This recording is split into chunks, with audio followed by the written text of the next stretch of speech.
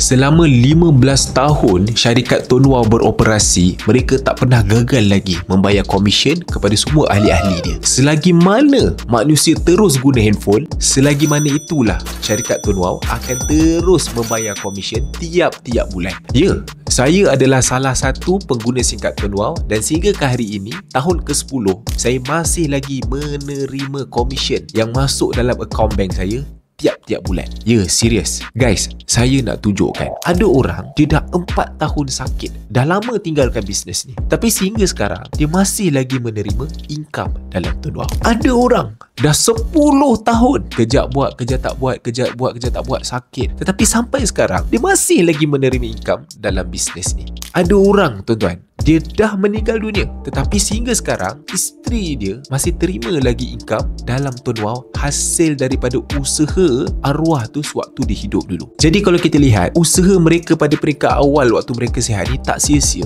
kerana Tun Wow bayar mereka walaupun mereka dah tak ada. Inilah hebatnya bisnes telco Tun Wow. Bisnes telco ni, produk SIM card, benda ni barang orang pakai sampai bila-bila. Dia keperluan. Tun Wow ni, dia bukanlah sebuah platform yang mana hanya nak ajar kita supaya jadi ejen saja sampai bila-bila semata-mata. Tapi sebenarnya dia adalah platform yang memberi kita peluang untuk menjadi business owner, guys. Kita boleh membina sebuah legacy dalam bisnes ni. Kenapa? Sebab sehingga kan kita dah tak ada dekat dalam dunia ni pun, company Tun Wow akan terus membayar kita setiap bulan, sehingga kan ahli keluarga kita, mereka boleh meneruskan hidup dengan menggunakan income yang telah kita bina waktu kita hidup dulu. Tun Wow memang bayar tiap-tiap bulan.